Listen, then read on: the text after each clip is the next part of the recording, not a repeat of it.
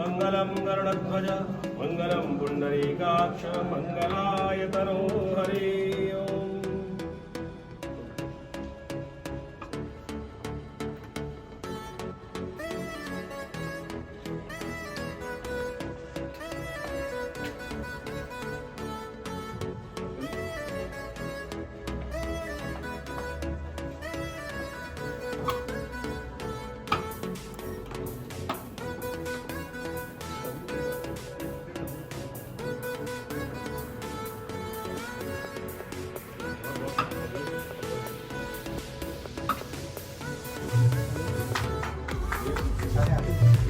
दोस्तों तालियां बजाएं।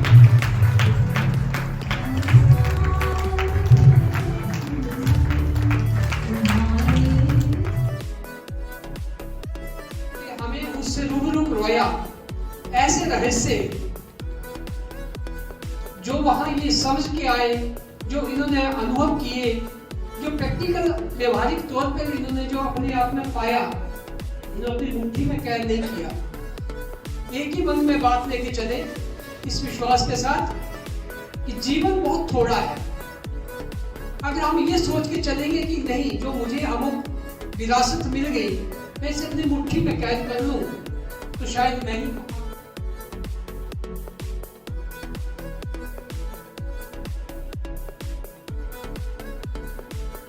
उन्होंने जो हमें प्रमाण दिए हैं, जल वायु अग्नि आकाश पृथ्वी, इन सभी तत्वों के समावेश से इस शरीर की, इस नश्वर शरीर की रचना हुई और अंत तत्व उसी में ये समाहित हो जाता है। पर जब तक ये फिजिकल बॉडी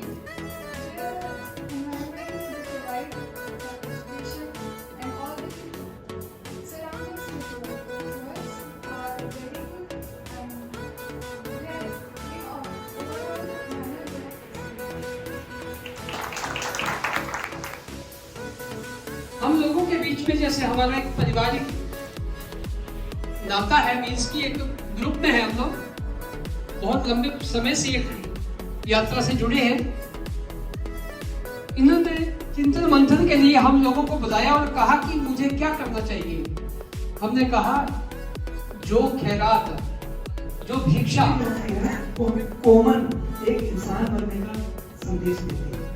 और उसके अंदर भी आज जब आचार्य जी की बातों को आप जरूर सुनिए, कभी ये आज तक के ऊपर भी उपस्थित मिलेंगे, जी के ऊपर जितने भी हमारे प्रख्यात इंडिया की टीवी है सब के ऊपर ही आते हैं। पर्टिकुलर जो एक कंपैरेटिबल जो डिबेट्स होती है उसके अंदर आते हैं। मेरे को इनका एक जो वो बहुत अच्छा लगता है, जो लोगों को भी तथ्य रखते हैं, किसी भी धर्म, इवन किसी संस्कृति के बारे में जो तथ्य रखते हैं वो बड़े वैज्ञानिक तरीके से और बड़े एलैबोरेट करके रखते हैं। और बड़े बड़े ऐसे प्रख्यात जो बनता है वो भी इनकी बातों का, और उसको वो मानते ही हैं। और इनको मैंने आज तक कभी किसी भी प्रख्यात वक्ता को भी, कोई किसी भी धर्म से रहा हो, तो मैंने कभी इनका विरोध करके उनको देखा नहीं है। तो ये हमारे जो भारतवर्ष की संस्कृति है, ये उसके मैं इनको बहुत बड़े एक भाग के रूप में देखता हूँ। इसलिए इनके चरण में शस्त्र नमन। इसी तरीके से हम लोगों को भी इनसे प्रेरित, इसको मानते हो। हमारा सबसे बड़ा धर्म कौन सा आज की डेट में? अगर मैं इलेक्ट्रॉन पे हूँ तो मेरा इलेक्ट्रॉन प्रति सबसे बड़ा धर्म है। इसके अलावा मेरा दूसरा कोई धर्म नहीं। मेरी संस्कृति का है, वो संस्कृति को अपनाना जरूरी है। तो इस करके जो इन्होंने ये शब्द बोला,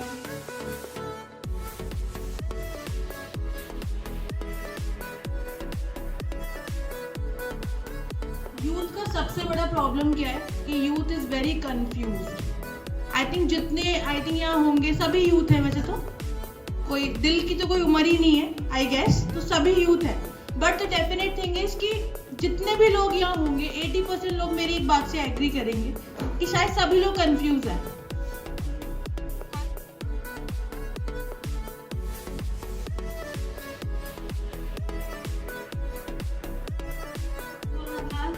इस कोर्स में मैं इलेक्ट्रोहोम्योपैथी में घुसूंगी।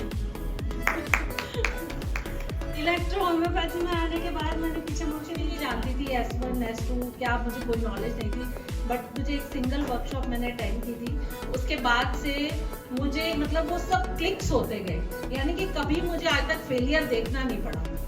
एक बात, दूसरी बात मेरा कॉन्फिडेंस इतना ज़्यादा है कि जब पेशेंट हमारा बेड पे हमें कोई साइड इफेक्ट का कोई इस चीज का भय है कि मैंने चर्चा की थी कि इंजेक्शन लगा कर घर में जाकर के 200 रुपये नहीं आपके 10,000 के लिए 7 से 10 दिन तक आप एस इलाज को साथ में जरूर इस्तेमाल करें, ताकि उसकी जो रेगुलेशन है, जो डिटॉक्सिफिकेशन है, वो उसको अच्छे तरीके से पेशेंट की हो और उसको जल्दी दोबारा असर होना शुरू हो।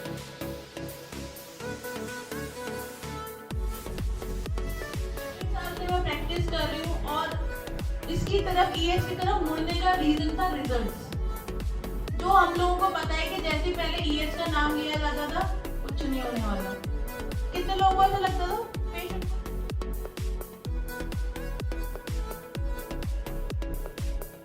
खाएगी ही है ना, राइट? तो आप क्या करने वाले हैं, आपको डायग्नोस करने के लिए आपका एमआरआई एक्टिवेट करना पड़ेगा। एमआरआई क्या है? पेशेंट का जूता। जब आपने एक बार पेशेंट का जूता ऑटोमेटिक करवाया, आगे से थोड़ा लेफ्ट कर जाते हैं, मुंह ऊपर को उठा लेते हैं और वो फायर्स करना शुरू होते हैं, यानी कि बीच में से कटना शुरू हो जाते हैं, है ना? तो वो करेक्टर तक भी आपको नोट करके आप टेम्परामेंट तक पहुंच सकते हैं, शरीर के बनावट। तो हमारा जो रेड स्पॉट है, देखिए ये हमारा सब ऑर्बिटल नर्व है।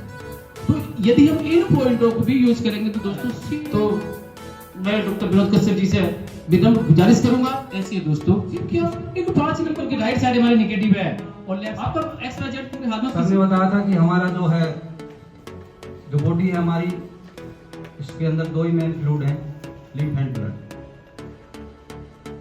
इनके अंदर जब भी कोई भी इम्प्योरिटी आती है तो बीमारी का कारण बनता है। हमारी जो मेडिसिन है इलेक्ट्रो होम्योपैथी, वो इनको प्योर करने का कार्य करती है। प्लांट से मेरा बहुत पुराना रिश्ता रहा है। हमारे दादाजी भी वैद्य थे और हमारे मामा जी भी वैद्य थे।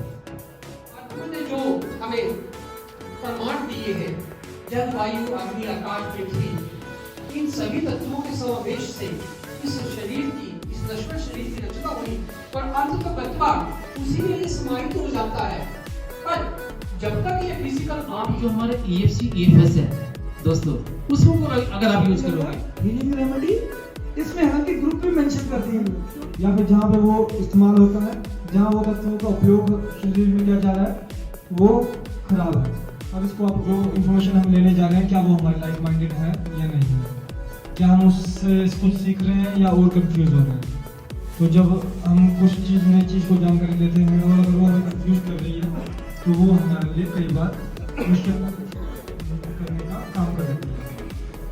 पर अभी तक आप सब यहाँ पे कई सीनियर डॉक्टर्स भी हैं,